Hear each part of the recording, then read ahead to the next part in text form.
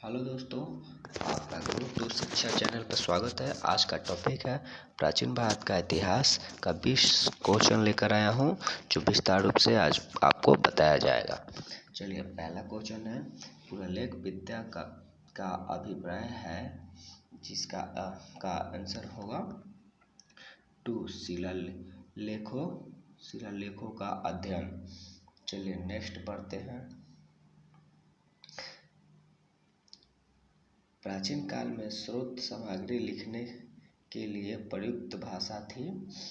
कौन सी भाषा थी? पहला संस्कृत, दूसरा पाली, तीसरा ब्राह्मी, चौथा खरोही। तो आपका आंसर होगा पहला संस्कृत होगा। चलिए नेक्स्ट पढ़ते हैं तीसरा क्वेश्चन पे।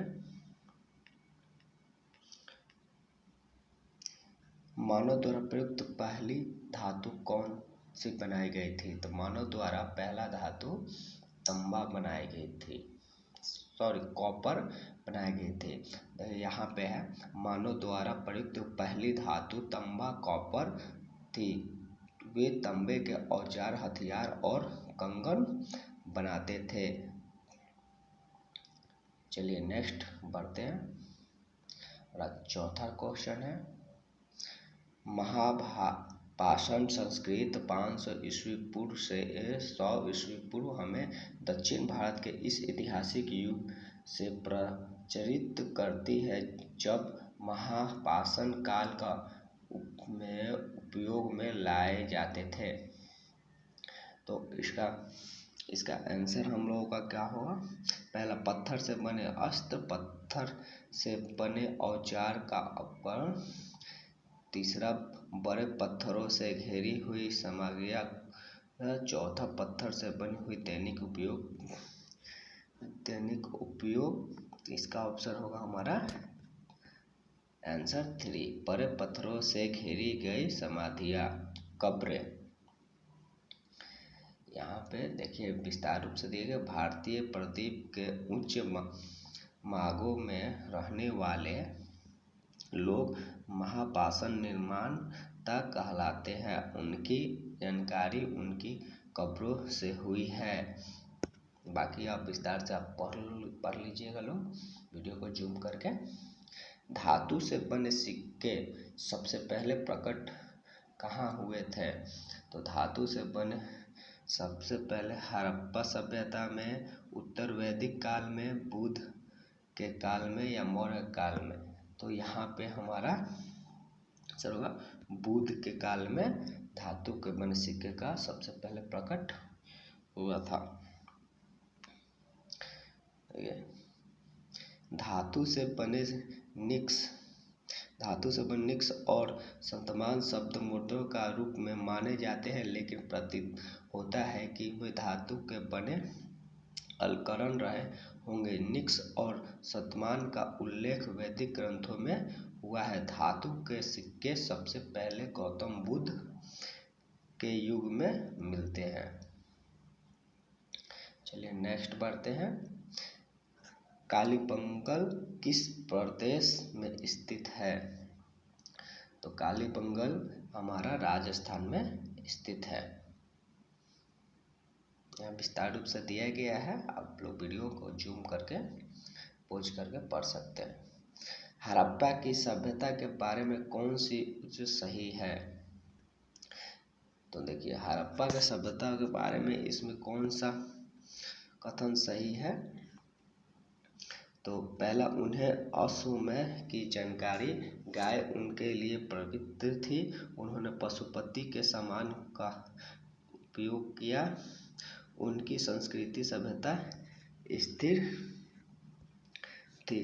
तो इसकी आंसर होगा 4, उनकी संस्कृति सभ्यता स्थिर नहीं थी। यह हमारा आंसर होगा, जो कि सही नहीं है, सही है। चलिए नेक्स्ट बढ़ते हैं। 8 नंबर क्वेश्चन, हड़प्पा के लोगों को सामाजिक परिस्थिति क्या थी? तो हड़प्पा के लोगों को सामाजिक परिस्थिति, 1, उचित संतवादी थे। चलिए नेक्स्ट बढ़ते हैं।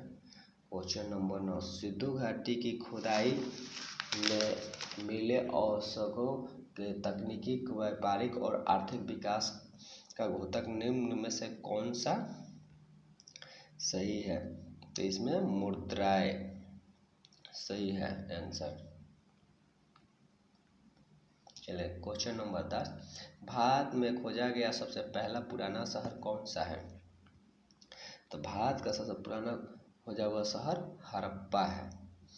यह प्राचीन भारत में खोजा गया पहला शहर हड़प्पा है। भारतीय पुरातत्व सर्वेक्षण विभाग महानिदेशक जॉन मार्शल के निर्देश में सन 1921-22 में दयाराम साहनी ने पाकिस्तान पंजाब के प्रांत में तत्कालीन मोंटगोमरी साहिवाल जिले में स्थित हड़प्पा के टीले को अन्वेषण किया। रावी नदी के तट पर स्थित था।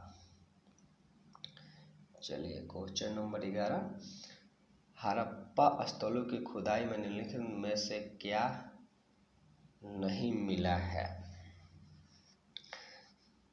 तो देखिए यहाँ पे शिखर सहित मंदिर नहीं मिला है। चलिए क्वेश्चन नंबर 12, हड़प्पा सभ्यता की खोज किस वर्ष हुई थी? देखिए हड़प्पा सभ्यता की खोज 1935, 1942, 1901 और 1922 इसमें से कोई नहीं हुआ था, कोई सन न था। हड़प्पा सभ्यता की खोज 1921 में हुआ था। ये चारों ऑप्शन में से कोई हमारा नहीं है। देखिए यहाँ पर दिया है हड़प्पा सभ्यता की खोज D.R. साहनी द्वारा 1921 में हुई थी। प्रश्न के विकल्प में 1900 सही नहीं दिया हुआ है। मोहनजोदड़ो की खोज 1922 में हुई थी। बहुत इंपॉर्टेंट क्वेश्चन है, आप लोग पढ़ लीजिएगा। नेक्स्ट बढ़ते हैं, सिंधु घाटी की प्राचीन संस्कृति आज के हिंदू धर्म के बीच जैव ऑर्गेनिक संबंध का परिणाम किसकी पूजा से मिलता है? तो इसका ऑप्शन होगा आप लोगों का पशुपति इंद्र देवी माता पहला, दूसरा पत्थर पैर और पशु, तीसरा विष्णु और लक्ष्मी, चौथा शिव और शक्ति। इसमें हमारा आंसर होगा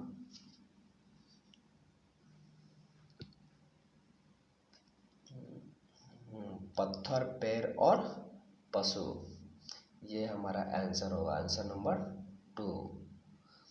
चलिए नेक्स्ट पढ़ते हैं।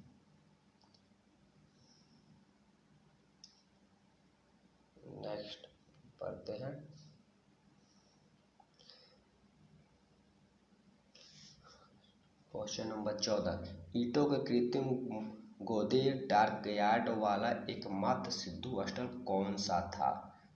लोथल पहला, दूसरा कालीबंगा, तीसरा है हड़प्पा, चौथा है मोहनजोदड़ो। इसमें से कौन आप लोगों का सही है?